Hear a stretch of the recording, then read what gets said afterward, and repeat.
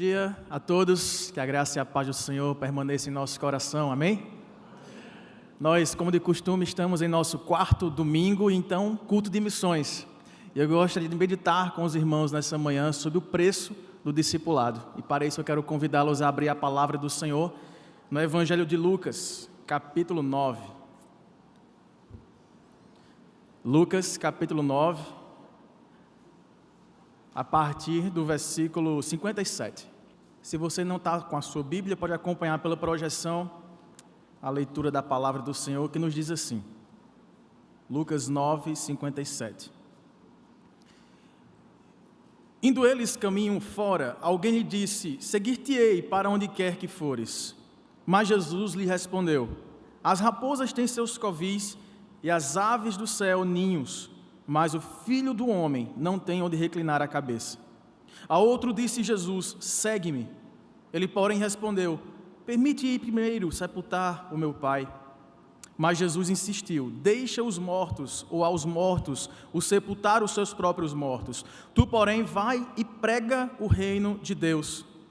Outro lhe disse: seguir-te-ei, Senhor, mas deixa-me primeiro despedir-me dos de casa. Mas Jesus lhe replicou, dizendo: ninguém que tem a mão no arado, olha para trás, é apto para o reino de Deus. Amém? Vamos orar ao Senhor, pedir que Ele fale conosco na sua palavra. Feche seus olhos e peça a Deus que ministre ao seu coração. Bendito Deus e soberano Pai, muito obrigado pela Tua palavra, Senhor.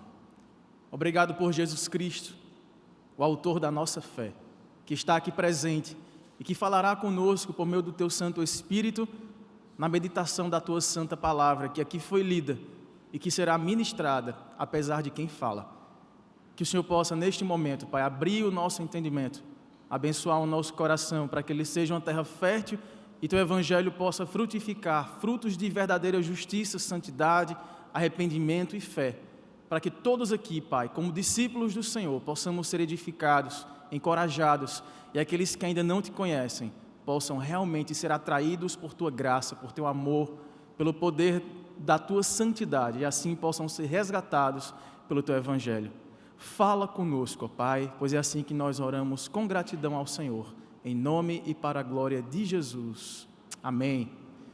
Irmãos, este é um dos evangelhos que foi escrito por Lucas, que era um médico, um estudioso, um pesquisador da vida de Jesus, e ele conhecia alguém que era importante na sociedade da época, porque recebia o título de excelentíssimo Teófilo. Era um amigo de Lucas, que provavelmente patrocinou essa pesquisa que Lucas aqui empreendeu, tanto neste relato do Evangelho, como no livro de Atos, que eles dois juntos formam um só compêndio da história do que Jesus fez, falou, daquilo que Ele pregou enquanto esteve aqui, andando com seus discípulos em seus 33 anos de vida e ministério.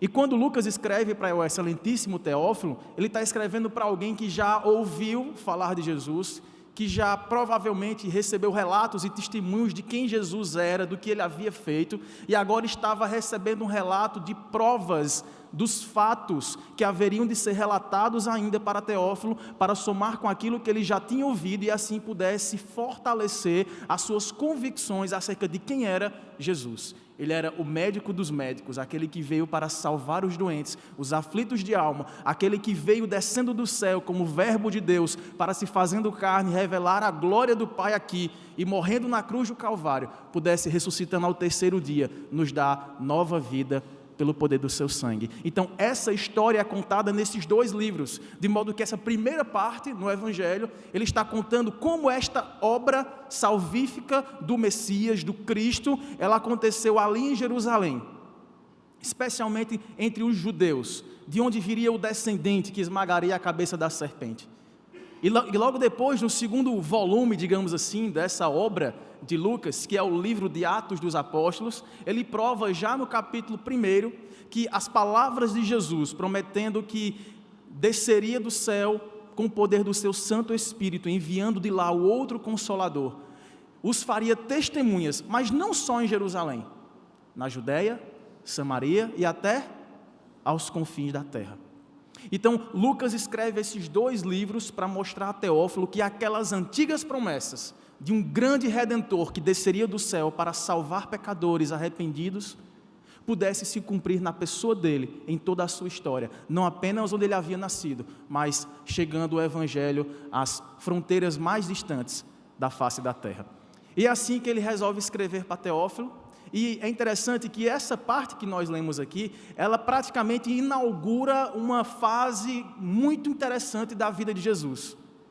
Era a fase que o levava mais próximo do seu sacrifício, da morte na cruz. No capítulo 9, ela introduz aqui já no versículo, a partir do versículo 51, a última viagem que Jesus fez.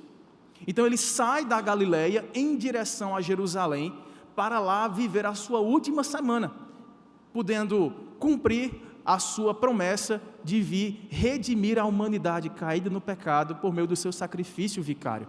E nessa viagem, que é relatada aqui a partir do capítulo 9 até o capítulo 19 deste Evangelho de Lucas, nós temos a maior parte das instruções ilustrativas de Jesus, das parábolas dele, daquilo que Jesus mais utilizou, do seu recurso linguístico, literário, para poder ensinar lições muito práticas, porém muito desafiadoras para aqueles que o ouviam. E essa que nós lemos aqui, ela é estruturada praticamente em 3 partes. São basicamente 3 parábolas, ou uma trilogia parabólica aqui, que Jesus usa para ilustrar uma verdade que é fundamental para aqueles que o ouviam e que o queriam seguir.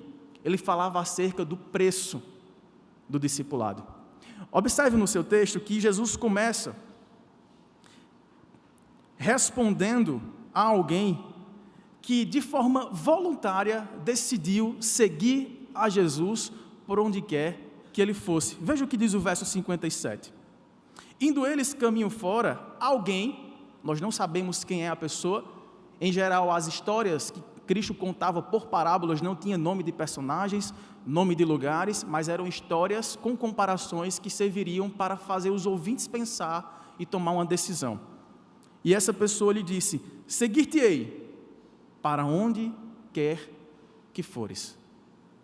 Nesse momento a gente já começa a entender que Jesus chama a atenção dos seus ouvintes e parece colocar alguém, um personagem que diferenciava dos demais. Era alguém que aparentemente tinha uma coragem, tinha uma resolução de seguir a Jesus independente das circunstâncias. Eu vou seguir ao Senhor, não importa para onde o Senhor vá. Jesus disse que iria para a cruz, mas este alguém disse: não importa para onde o Senhor vá, eu vou seguir o Senhor. Estou contigo e não abro. Mas a resposta de Jesus surpreende os seus ouvintes. Veja no verso 58. Mas Jesus lhe respondeu: olha, as raposas têm os seus covis, as aves do céu têm os seus ninhos, mas o Filho do Homem não tem onde reclinar a cabeça. Jesus coloca aqueles ouvintes agora para pensarem como se fosse aquele rapaz que, vendo Jesus, vendo as suas palavras, vendo os seus milagres, de forma corajosa diz: Senhor, eu vou abrir mão de tudo, da minha vida, da minha carreira, da minha família, e vou seguir ao Senhor. Não importam as consequências, eu quero seguir ao Senhor. Só que Jesus responde para ele, deixando claro para nós de que aquela pessoa não havia medido as consequências da sua decisão. Parece que aquela pessoa estava empolgada. Sabe quando a gente se empolga com alguma coisa, é convencido de algo, e só depois que a gente pensa nas consequências, diz assim: eu não tinha pensado por esse lado. Quando Jesus usa a expressão no texto, o Filho do Homem não tem onde reclinar a cabeça, certamente isso trazia à memória dos seus ouvintes uma expressão que era muito significativa para eles. Filho do Homem. Uma expressão que o profeta Daniel usava para falar daquele grande rei que viria para libertar o povo de Deus das nações que os oprimiam. Então, imaginar que o Filho do Homem não teria onde reclinar a cabeça não fazia muito sentido para aquelas pessoas. Porque a ideia é que esse Filho do Homem era alguém poderoso, era alguém riquíssimo, era alguém glorioso, que tinha um reino, que tinha os seus cavaleiros, que tinha o seu exército, que tinha o seu palácio, que tinha o seu castelo, que tinha uma estabilidade, que tinha um reconhecimento social, que seria alguém admirado pela nação de Israel, assim como havia sido o rei Davi, por meio de quem a promessa do Redentor viria. Então falar de filho do homem, que não está nos termos prometidos daquele que reinaria absolutamente, parecia não fazer sentido naquele momento. E aí Jesus chama a atenção daquela pessoa, e nós devemos pensar e nos colocar no lugar delas. Nós temos um exercício para fazer aqui nesta manhã. Nós temos 3 oportunidades, em cada um desses 3 personagens, para sondar o nosso próprio coração. E avaliarmos qual o nível de comprometimento e seriedade que nós temos tido com relação ao chamado do Evangelho, ao chamado para ser e fazer discípulos. Porque esta primeira pessoa, sobre quem Jesus dirige as suas palavras, dizendo: pense bem no que você está dizendo, é semelhante àquele tipo de evangélico que, ouvindo as boas novas da salvação, ouvindo a mensagem da graça, de que nós não merecíamos qualquer consideração da parte de Deus, porque éramos seus inimigos por natureza, ao ouvirmos o convite gracioso, generoso, maravilhoso, misericordioso do Evangelho, nós nos derretemos em amores por Deus e dizemos: sim, eu quero. Como não aceitarei a Jesus? Como não fazer uma oração entregando a minha vida e pedindo para que Ele escreva o meu nome no livro da vida? Sim, eu aceito. Mas aí, a conta chega, as provações batem a porta, as tribulações chegam à nossa casa, e aí o preço do discipulado, que algumas dessas pessoas não havia ainda mensurado no início, parecem dizer assim: mas não era isso que eu esperava. Mas quando eu ouvi a proposta do Evangelho, eu achei que eu ia ser filho do rei, detentor do ouro e da prata, que onde eu colocasse a planta dos meus pés, possuído por mim seria aquela porção. Eu achei que eu comeria o melhor desta terra, afinal de contas, eu, de criatura pecadora, me tornei filho e herdeiro de um reino eterno.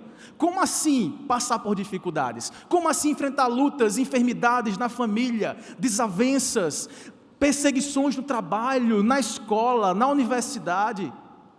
Ter que resistir a tentações? Eu achei que eu ia me tornar impecável. Eu achei que seria fácil, apenas uma decisão de fé, e assim eu poderia simplesmente viver como que estivesse já no céu. Mas eu lembro que estou com os pés na terra. E é aí que Jesus disse: lembre-se do preço do discipulado.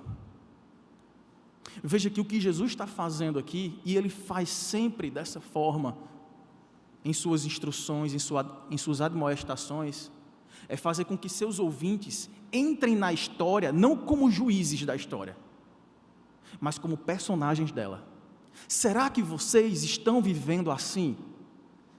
Será que vocês ouviram uma mensagem de uma graça barata, que não requer sacrifício? Será que vocês esqueceram que aquele que quer vir após mim, negue-se a si mesmo, tome a sua cruz e siga? Ou você só escutou o siga? Vença, sorria, esteja tranquilo, de boa. É preciso que entendamos, irmãos, que o chamado ao Evangelho é de fato radical. Ele vai na raiz das nossas motivações, ele vai na raiz daquilo que entendemos como propósito para a vida. Ele vai na raiz daquilo que é mais valioso para nós. Nós precisamos avaliar aquilo que é comparável ao Evangelho. É por isso que Jesus, quando vai falar do reino de Deus, ele fala: é semelhante a um homem que passa e vê num terreno um grande tesouro enterrado. Ele sabe que aquele tesouro vale muito mais do que tudo que ele tem na vida. E é por isso que ele resolve abrir mão de tudo que ele tem, de tudo que ele é, de toda a sua história. Ele vende tudo, ele abre mão de tudo para comprar aquele terreno e pegar aquele tesouro que ele sabe que vale mais do que a própria vida. Ele dá a sua vida por aquele tesouro. Assim é o reino dos céus.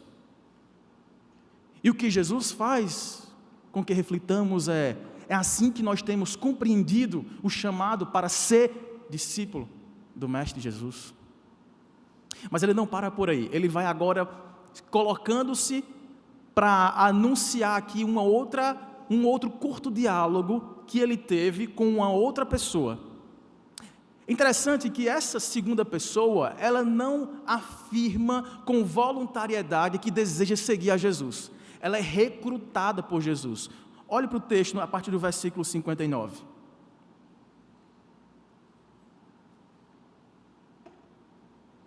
A outro disse Jesus. Veja, Jesus convoca, dizendo: segue-me.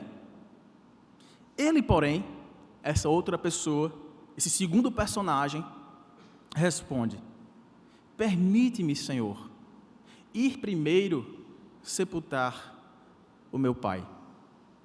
Mas Jesus insistiu: deixa aos mortos o sepultar os seus próprios mortos.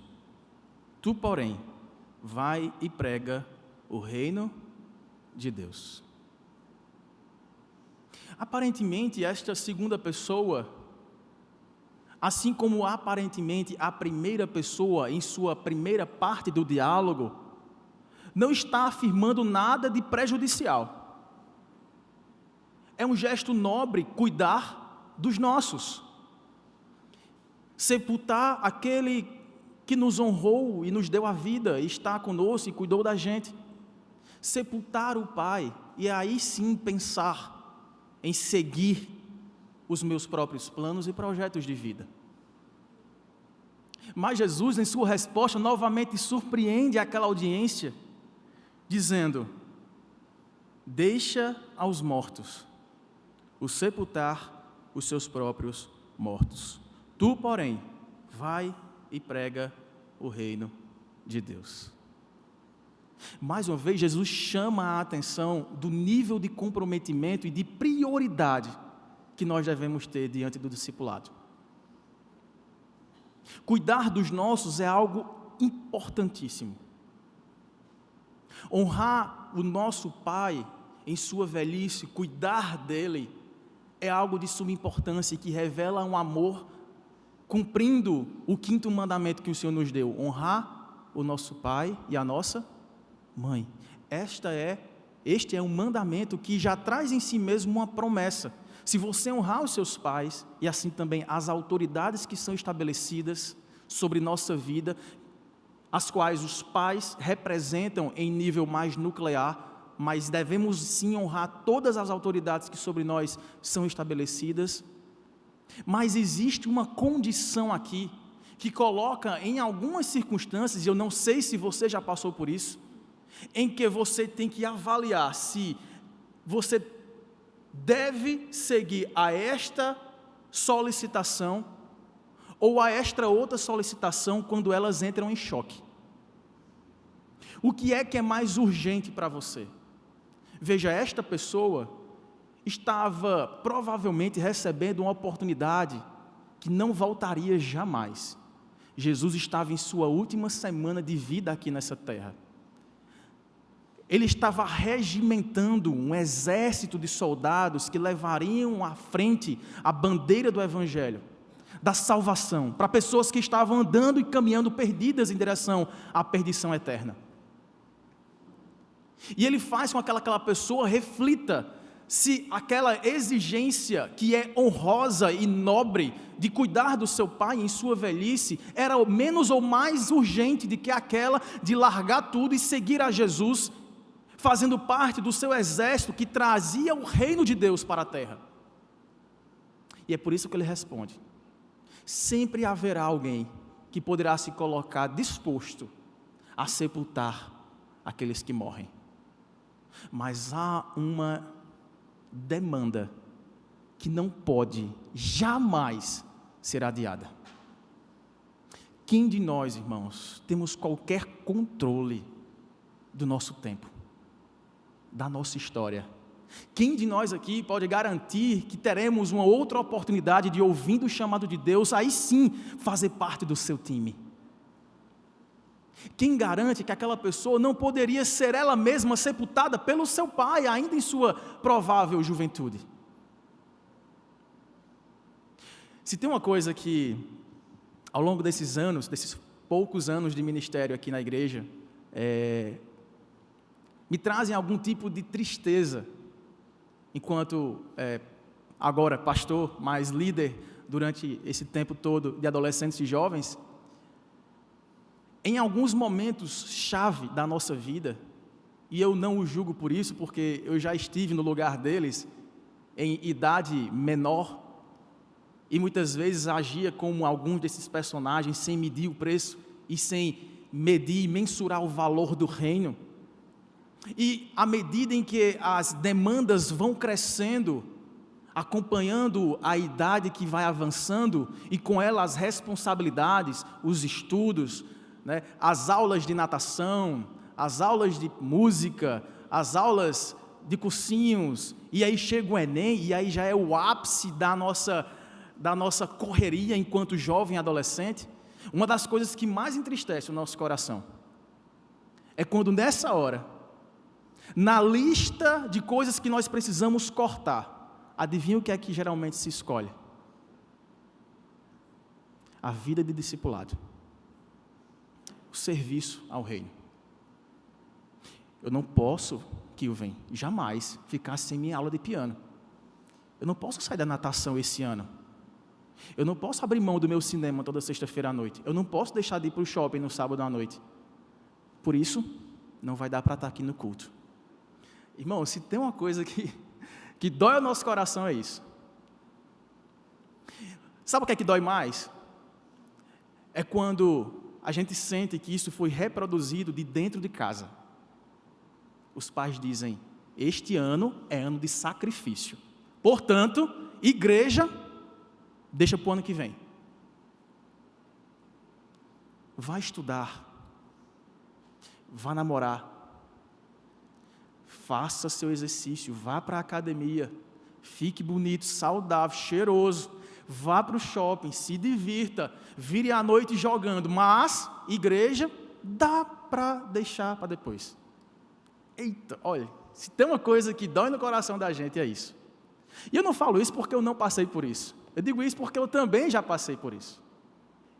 E todos os irmãos que me ouvem agora, enquanto pais, responsáveis, sabem que se arrependem de algumas dessas decisões, que muitas vezes você agora deve estar lembrando de alguém que viveu isso e que fez esse tipo de opção e não teve caminho de volta. E que nesse percurso de priorizar não o reino, mas as coisas da vida, perderam-se na jornada. São excelentes profissionais hoje, bem-sucedidos, cheios de reconhecimento social, mas vazios de Deus. Porque aprenderam em determinada fase da vida a despriorizar aquilo que é inegociável, a vida com Deus. Por outro lado, como me traz alegria? E geralmente eu mostro assim a mensagem para minha esposa e a gente fica, glória a Deus por isso. Quando algum jovem diz assim, Kilvin, eu estou numa semana de prova. Eu estou em semana de simulados. Eu estou cheio de coisa para resolver. Mas existe algum meio que você pode me orientar para que eu possa priorizar estar na igreja? Em algum momento, qual seria a melhor opção para que eu pudesse encaixar algum momento do meu fim de semana para estudar, desde que eu não perca a comunhão, o momento de ouvir a palavra, de orar uns com os outros, de louvar e de exercer os ministérios por meio dos dons e talentos que Deus me deu. Ah, meus irmãos, não com essas palavras, mas falta boca para o sorriso que vem ao coração. Recentemente nós fizemos uma vigília de jovens aqui, adolescentes e outras pessoas que puderam estar conosco, adultos também, e eu recebi uma dessas, né? E é interessante assim porque às vezes eu fico impressionado com o carinho que alguns têm e a forma assim respeitosa com que elas se dirigem para alguém que não é família delas, é apenas um amigo que está caminhando junto, né, tentando ajudar no que for preciso. E essa mensagem dizia assim: Kilvin, eu estou naquela semana na universidade, começando o curso cheio de provas. Vai ter essa vigília. Será, assim, com muito cuidado, sabe? Será que eu poderia levar meu livro, meu caderno, para em algum momento eu tirar uma meia horinha, uma horinha para estudar? Eu ficaria a maior parte na vigília, eu vou cantar, eu vou tocar na banda, eu vou participar das orações, mas eu queria um tempinho só para revisar um assunto, e eu sei que isso será importante para mim. Meus irmãos, que alegria! Que alegria! Entender o preço do discipulado envolve entender a necessidade de sacrificar o nosso tempo. Muitas vezes sacrificar desejos, demandas. Porque se nós não vivemos pela fé de que buscando o reino de Deus em primeiro lugar e a sua justiça, todas as demais coisas nos serão acrescentadas, por que nos considerarmos aqueles que vivem da fé, crentes em Jesus? Nós somos chamados a viver pela fé. Isso não é irresponsabilidade, isso é priorizar aquilo que é inegociável e crer que neste domingo eu começo minha semana sem saber como vai ser minha segunda-feira, mas confiando quem estará comigo amanhã, segunda-feira, no meu trabalho, na minha casa, na minha vizinhança. Eu começo minha semana não porque garanti a próxima, mas porque espero pela fé em Deus, de que Ele está adiante de mim, preparando o meu caminho, abençoando as minhas veredas, dando-me vitória sobre aquilo que provavelmente seria percalços na minha trajetória, se sem Ele estivesse lá caminhando. Se com as minhas próprias forças eu pudesse agarrar tudo, abraçando o mundo com minhas duas mãos, dizendo: eu dou conta, eu vou, eu não posso perder tempo, eu não posso parar de fazer as coisas, se eu não for eu não consigo, porque depende de mim. A atitude do cristão é: eu vou porque o Senhor está comigo, eu venço porque o Senhor venceu por mim, eu vou comer porque o pão de cada dia já me dás hoje, e amanhã o pão de amanhã será dado. Não sei se tão recheado quanto o de hoje, mas aqueles que seguem a Deus, que seguem a Cristo, não mendigam o pão. Irmãos, é uma vida...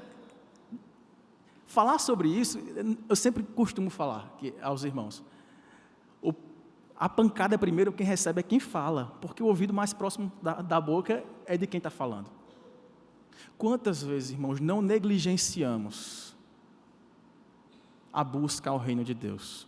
Nós somos muito bons em teoria, nós temos versículos decorados, nós ensinamos muito bem as pessoas, mas na hora que nossa fé é provada, não, aí não.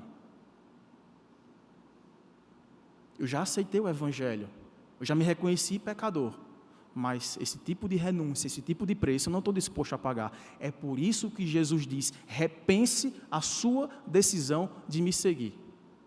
O Filho do Homem não tem onde descansar.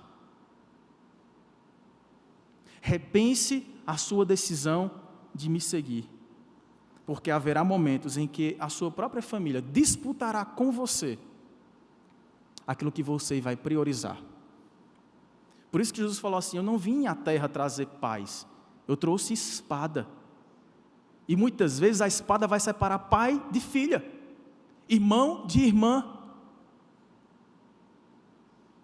Porque aquele que não me ama mais do que ama a seu irmão, a seu pai, a sua mãe, ou a si mesmo, não é digno de mim.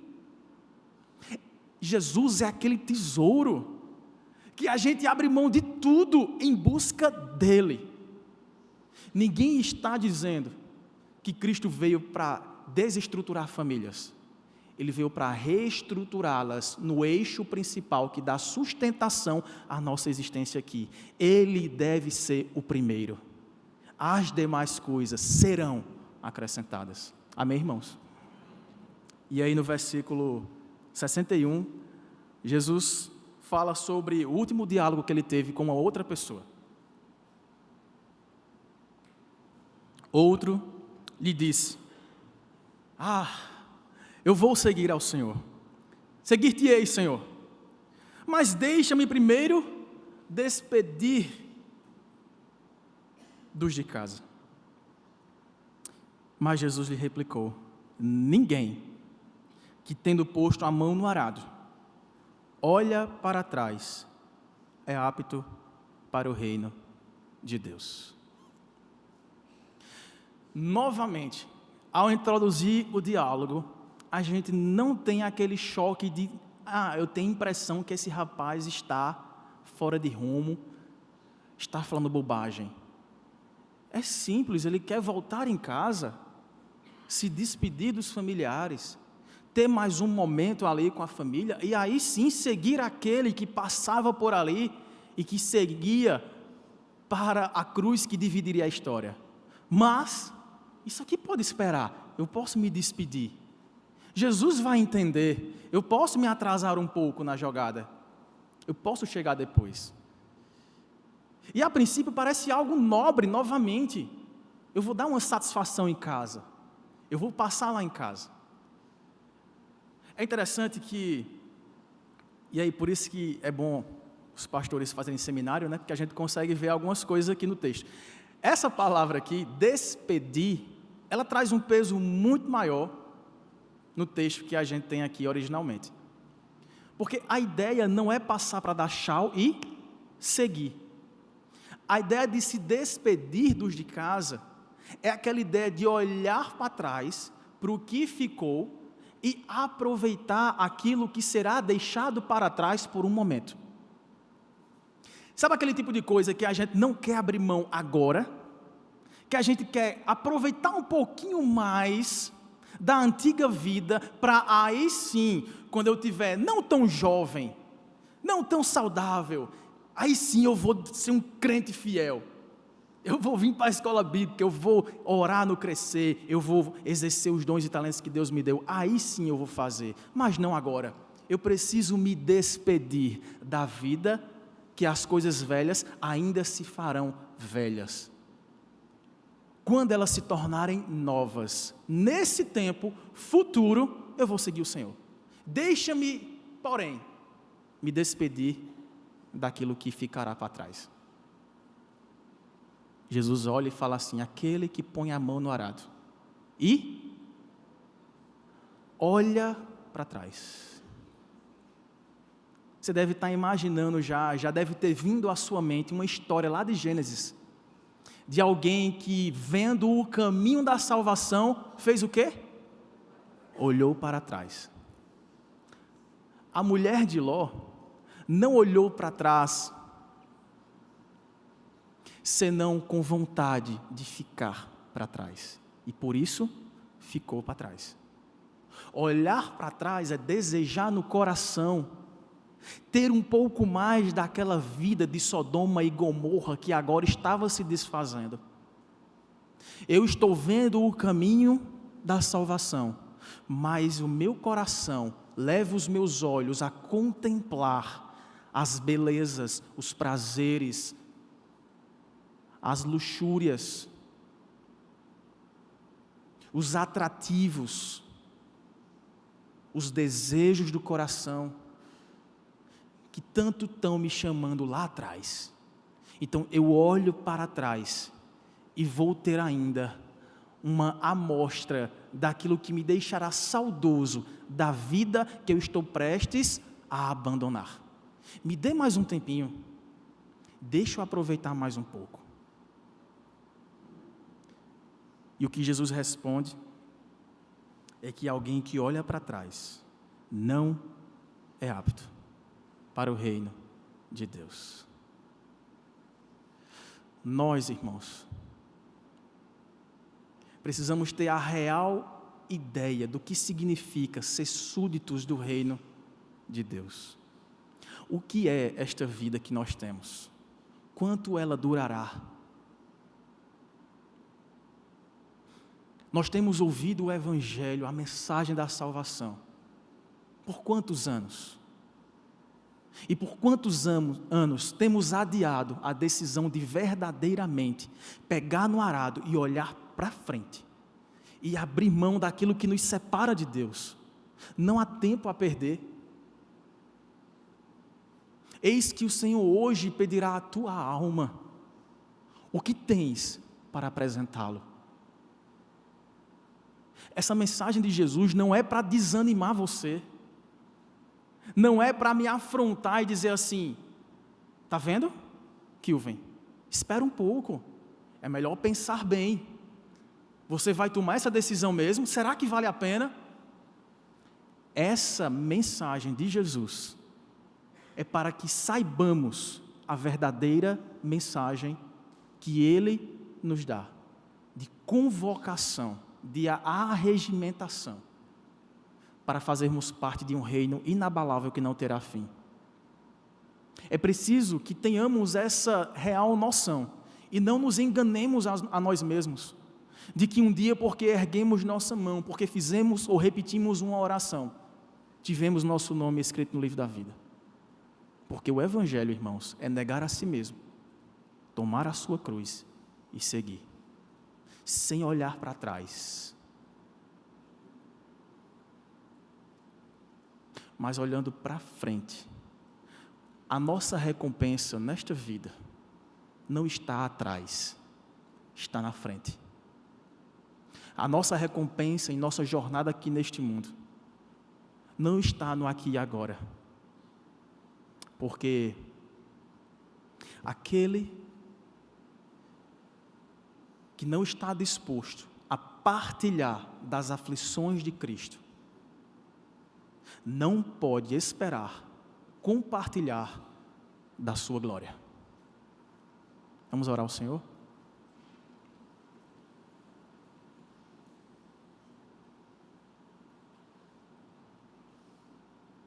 Santo Deus e maravilhoso Pai, esta é a mensagem, Deus, do Evangelho. É boas novas de salvação, mas não é uma historinha colorida que nos promete riqueza, sorrisos, zero lágrimas e zero preocupação. Requer de nós resoluta constância em admitir que agora entramos para o time do Senhor, entramos para o teu exército. Nossa guarda deve estar alta, porque sofreremos ataques, perseguições, o pecado tentará nos arrancar da tua presença. Muitas vezes aqueles que mais amamos serão aqueles que mais precisaremos anunciar a palavra da salvação, que divide muitas vezes e que reprioriza aquilo que nós temos à nossa frente. É esta mensagem, Pai, que nos traz a verdadeira noção da urgência que é sermos discípulos de Cristo e seguirmos a Ele, porque Ele está passando. E chegará o momento em que Ele será glorificado em nós, nós nele, se e somente se partilhamos dos seus sofrimentos, porque devemos nos tornar, Pai, dia após dia, coparticipantes, não apenas da glória, mas da cruz de Cristo. Nos ajude nisso, ó Deus. Dê sabedoria, Pai, aos pais, aos jovens, aos anciãos, às crianças, para que elas aprendam e cresçam, e todos nós aprendamos, dia após dia, a amar ao Senhor sobre todas as coisas, com toda a nossa alma, com todo o nosso entendimento, com todas as nossas forças, sabendo que a verdadeira recompensa, o tesouro, o prêmio da soberana vocação está para chegar até nós, para aqueles que o Senhor encontrar fiéis, perseverantes, que não tendo olhado para trás, admitiram o preço do discipulado e seguiram em frente com Jesus para reinar com Ele para todo sempre. Porque vale a pena, Senhor, vale a pena estar contigo, porque mesmo no vale da sombra da morte, mesmo na dor das tribulações da família, da enfermidade, da luta no trabalho, da perseguição religiosa, da perseguição filosófica, mesmo nas lutas de não ser aceito, de ser desprezado, de perder a oportunidade de ser mais endinheirado neste mundo, mesmo diante das faltas que nos farão pessoas que amamos, mesmo diante das renúncias que teremos de admitir em nossa vida, sobre tudo isso, naquele grande dia em que seremos como o Senhor e o veremos face a face, nós saberemos, ó Pai, que valerá a pena ouvir da Tua boca: muito bem, servo bom e servo fiel, tu foste fiel no pouco, sobre o muito eu te colocarei, entra agora no gozo do teu Senhor, e assim nós te glorificaremos para todo sempre.